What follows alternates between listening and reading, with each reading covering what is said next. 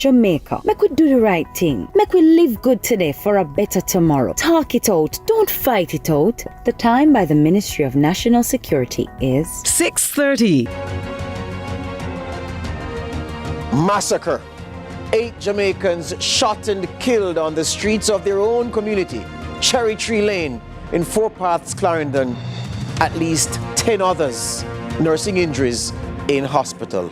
The Prime Minister has declared a war on gangs, and the police have declared parts of Clarendon and St. Catherine as curfew zones as they attempt to find the dastardly humans behind one of the worst tragedies in the history of modern Jamaica.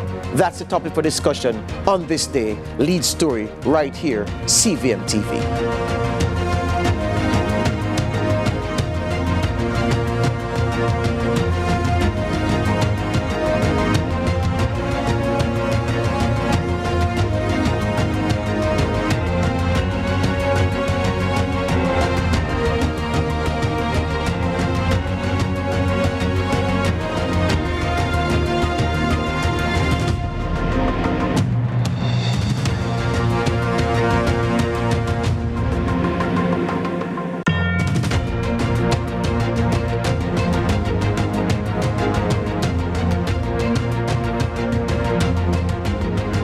Good evening and welcome to Lead Story here on CVM TV. It's a tough day after an even tougher Sunday night where 8 Jamaicans, residents of Cherry Tree Lane in Four Paths, Clarendon, shot down as they enjoyed a birthday party, one group.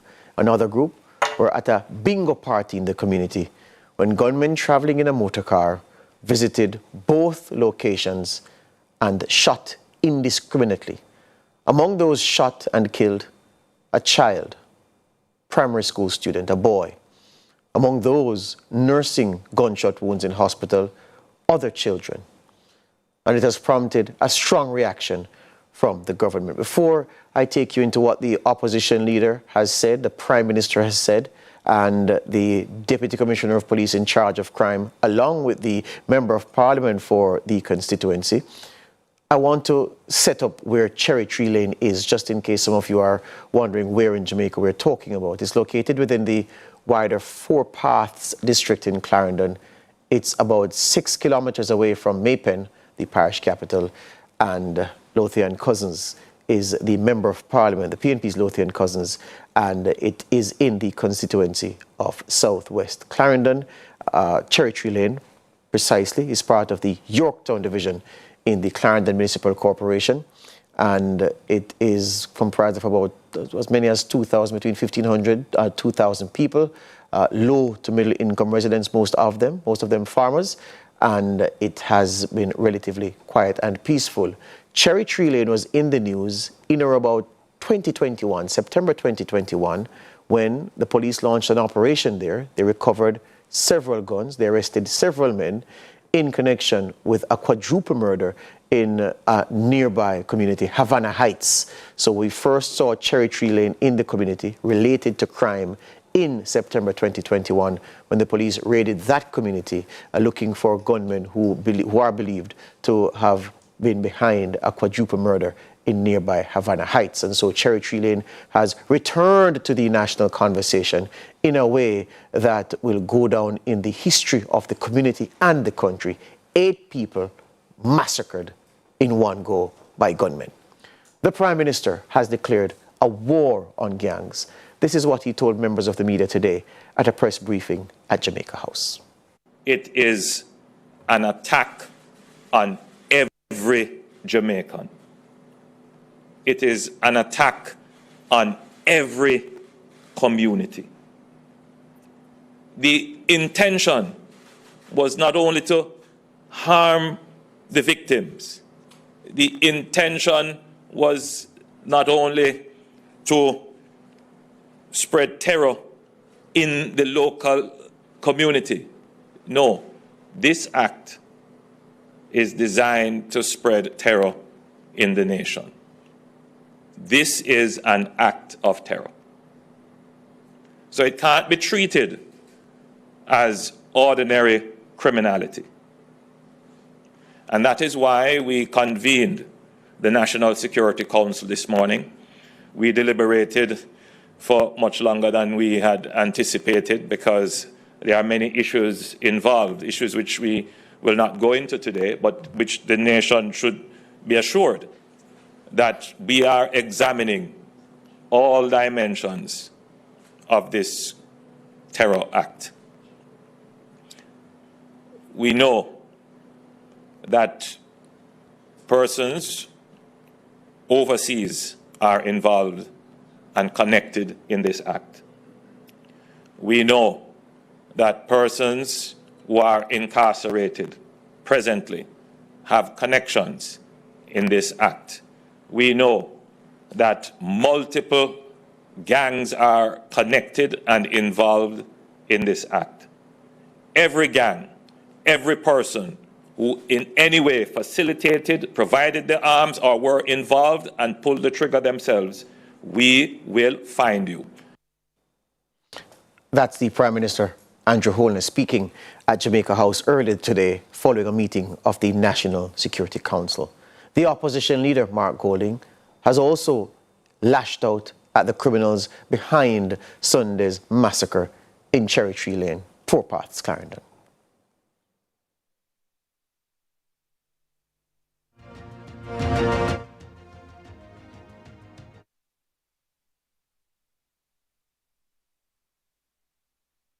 All right, we're going to hear from the opposition leader in short order.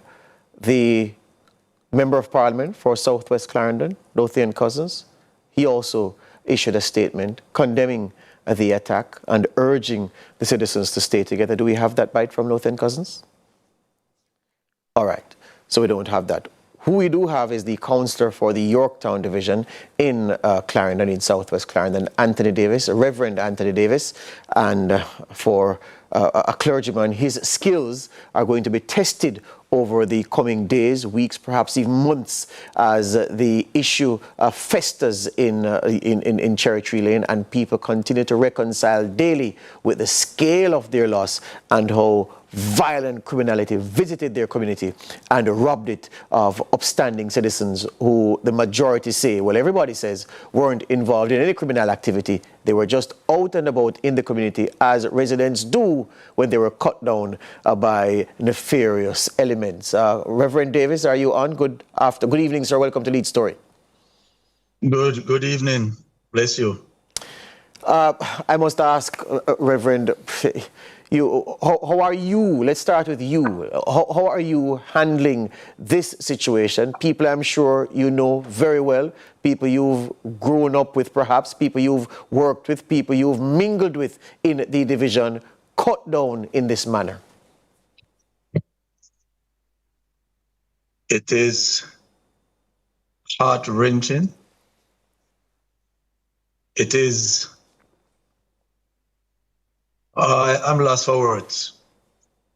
I've been feeling the sting of death over and over from yesterday. I was at the hospital when one after the other, the hospital personnel, nurse or doctor came out and announced that one person has passed. And you could hear the scream piercing your gut of parents and loved ones. And three, within the space of a 5-minute span, 3 different cries of pain. This has, more than cast a shadow, an evil shadow over the community and the division by extent. Its act is heinous, barbaric. The adjectives would go on to describe this what has taken place. Reverend, the issues at hand warrant this question. Apart from that 2021 incident that I referenced earlier, where the Havana Heights incident led police to Cherry Tree Lane, isn't it true that Cherry Tree Lane is not a bad man place? Cherry Tree Lane is not a bad man place. If you would visit the community, you would see that they are working class people. There's a section of the community that I hope that the Prime Minister would have taken the time to visit. I know he was there today. I hope he visited that section of the community and see that some of these persons who were at the bingo party was not just there to enjoy themselves, but it's a means of livelihood for some to provide for themselves. Cash pot and bingo has become the order of the day for some of the members of our community because of, the high cost of living. Outside of that, it is a peaceful community, and there are several professionals that are living in that community. I would not classify it as a bad man community. And so, as people react to what happened there, Reverend, give me a sense of whether or not we're talking about a community where gunmen, gangsters have been hiding in plain sight. I am not aware of that. It's a community that from time to time the police would pass through. I on my many visits, because at least once a week I ensure I visit all the communities, would pass the police going through. If these young men were gunmen, sorry, I'm certain that the police would have picked them up. Sorry. So I wouldn't say that. Yes. In every community, you would have the upstanding, and you would have persons that people would classify as not so wanted around. That's everywhere. Yes. I wouldn't classify it as, I wouldn't say that these young men that I see on the street because they are out of a job. Yes. Or they are just hanging out as gunmen hanging out, gunmen in plain sight. Yes. So you can see that, like every community, there are undesirables. But from what you know, the majority of people are upstanding citizens. Are upstanding citizens. Yeah. Definitely. Yeah. Definitely. Majority are upstanding persons. They are youngsters that are seeking employment and have been directed to the different agencies, by the Member of Parliament to find employment. We were just there today, even in the midst of the grief, assisting some youngsters, so I wouldn't classify it as a bad community at all. Hear you on that, Reverend. Councillor Anthony Davis, he's the councillor for the Yorktown division in the Clarendon Municipal Corporation.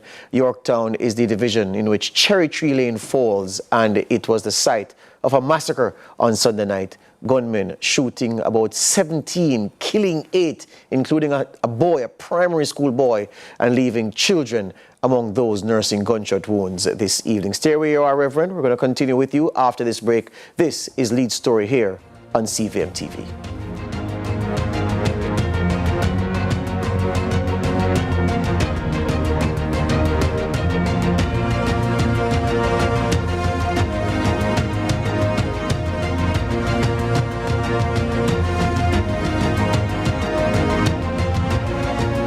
The new pack Sweet Living promotion. Win great prizes. Send in 5 new pack labels. Fill out the tagline. New pack, more than just value. Time for live sweet. Enter the new pack Sweet Living promotion. June 16 to August 31. See the price for more details. Authorized under Section 58.3 of the Betting, Gaming and Lotteries Act. Bollywood has never been this good. Catch Made for Each Other weekdays at 12:30 p.m. on your drama station. Brought to you by Hyundai, I conditions apply. When the food sweet, we dance. When the vibe nice. The time by Grace. Taste that moves you is 6:45. On this week episode of Cooking with Love. And this your girl Florence Eluche from Haiti. And you're watching Cooking with Love. Eluche is in the building. When you talk about Asian, hip-hop, Creole, can't get it no better than this. This young lady, bad, but minister posts nothing about food. So we're gonna put her to the test right here on Cooking with Love. Yeah. No.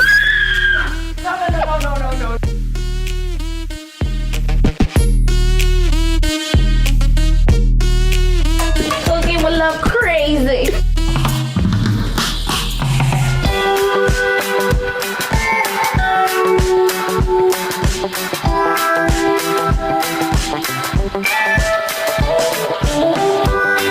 You are watching Cooking with Love.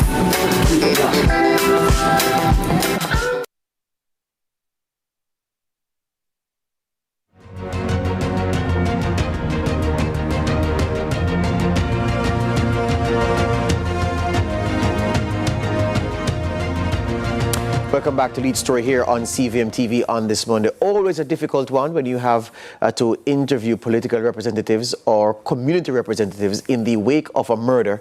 And it is especially difficult when you're talking about the murder of 8 people in one go. Absolutely shocking, even by Jamaica's historic standards. It's very rare that you go back through the history of this country and find an instance where 8 people have been murdered in one go. And I'm not talking about conflicts between the security forces and and gangsters and gunmen and undesirable and criminal elements. I'm not talking about that. You trace from 1865, the Morant Bay Rebellion, when so many people were killed. But if you go over the history of this country and look at instances where gunmen have killed their fellow Jamaicans, you'd be hard-pressed to find another incident rivaling this one for sheer barbarity. I have with me the counsellor for the Yorktown Division in Clarendon, Reverend Anthony Davis. Yorktown is the division in which Cherry Tree Lane falls, and you would know by now that Cherry Tree Lane is where 8 Jamaicans were gunned down on Sunday night, several others nursing gunshot wounds this afternoon. And so, Reverend, it leaves only for me to ask at this time, yourself and those who were closest with you, what can you do in this moment, in the immediacy of Sunday's massacre, to provide counseling, grief counseling, and other kinds of support to those who are going to be in need for a very, very long time to come? As you say, for a very long time to come. Grief counseling, the police officers was there, I think, from the victim support unit today. We would have to get the church along with, some other social intervention. I saw another colleague, guidance counselor, and some other school personnel I saw in the area today. One of the gentlemen that lost his life, his youngest daughter, I think, is a student at the Kempsey High School, where I work also. And so, even from school perspective, there will have to be intervention. The community is going to need a lot of intervention outside of just grief counseling. We would need to provide support beyond talk. I know that these families will need help in putting their loved ones to rest. Yes. And the living condition of a great majority of the community needs improvement. I want to take this opportunity to call on the Minister of Local Government to revisit the building assistance used to be given to councillors, and the funeral grant used to be given to councillors. And even if it's not going to be considered to be given back to the councillors, an exception will be made for this this scenario. Yes. The mayor of Maypen, Mayor Joel Williams, was there today, and I'm certain he would be considering. Our Member of Parliament, Sir Lowton Cousins, has pledged to assist the family as well. But as you mentioned, long-term interventions that would lift the face of the communities, the community and the people. I mean, people will operate according to their environment. I mean, if I sound draggy, I'm tired. I've been out. I understand. I understand 100%, Reverend. You don't need to apologize. I hear you clearly. Most importantly, because you and I know very well that this thing happening at any time is a bad time, but it's on the eve of back to school preparations kicking into high gear. You have children in the community who know what happened today, who will be scared of their own shadow now, let alone going to school and being in an environment where they're from a family that has been particularly hard hit. So they will have to be a special case dealt with. In the immediate term, I hear you asking about the funeral grant. Is it that you would make the call this evening for the state to assist directly with the burial of each individual lost to this massacre? Is that a call you'd be prepared to make this evening? That is a call I'm making this evening. And I'm also extending a request to the Minister of Local Government, because from time to time we have persons that are of the same financial status of, persons that have suffered yesterday into today. Not everybody, but some. And they would reach out to the councillors. We who are first-hand responders in any given situation. Yes. And from time to time, we are unable to respond. When in time past, according to what was communicated to me, the councillors would have been able to respond in a tangible way. Yes. To assist the needy. Yes. Or the most needy. So I'm making that request through this medium. Yes, tonight. Hear you on that. Reverend, it's usually we wish our guests, I wish my guests a good evening. It's hard for me to say anything about an evening being good. The evening after the night before is going to take a long time for Cherry Tree Lane to reconcile with this. And I'm under no illusion about the scale of the work in front of yourself and members of your team and the Clarendon Municipal Corporation on the whole, and the Member of Parliament in Southwest Clarendon. All I can say is I want you to be strong and to make to provide the kind of representation that will assist your people, your constituents, through this very, very, very dark time and through what will be a very, very long night for them. Thank you for speaking with me this evening. Let me urge Jamaica to continue to pray for us. Yes. The heart of the matter is a matter of the heart. When you think of someone, gunning down somebody, hunting down people, and on your return, you saw a youngster hiding and trembling behind a car. And then you decide to destroy that young life. I quake to think of the heart of a nation that has reached that far, you know. Hear you on that, sir. Hear you on that. Thank you this evening, and I wish you strength at this time. Yeah. Bless you all. Have a good night. Yes, sir. That is Reverend Anthony Davis. He is the counselor for the Yorktown Division in Southwest Clarendon.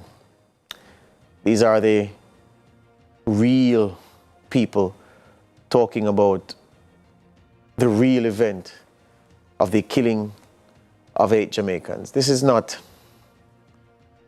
this is hard to put into words. This is hard to reconcile with. The spirit, the soul has to have a reconciliation with the issues before healing can begin. It's the nation's problem. This is not a crime plan problem. So those of us who will come with the obvious solution, you know, where's the crime plan? A police on every door would be hard-pressed to stop this kind of thing happening. You heard what Reverend Davis said? A boy cowering behind a car, looking and wishing as if he could disappear as he realizes the onslaught that is confronting the people who he's around. And a gunman points a firearm at that boy and wipes him out. That's the kind of Jamaica we live in. That's what we talk about. That's what we encourage under the sly. That's what we celebrate. The murderers, the scammers, the lawbreakers, these are our heroes. These are the modern day Robin Hoods. We celebrate them. And as long as you don't murder my picnic or my baby mother or my wife or my woman or my girl, then it no matter to me because, you know, yeah. The chickens are roosting, Jamaica. This is the country we have built. This is the reality we all have to face. It was Cherry Tree Lane. It could be Barbican next week. Could be Cherry Gardens. Could be Ligani. Could be New Kingston. Could be Church Pen in St. Catherine. It was them. It could be you.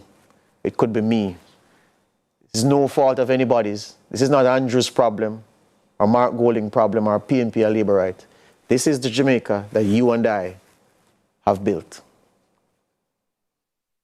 That's the lead story this evening.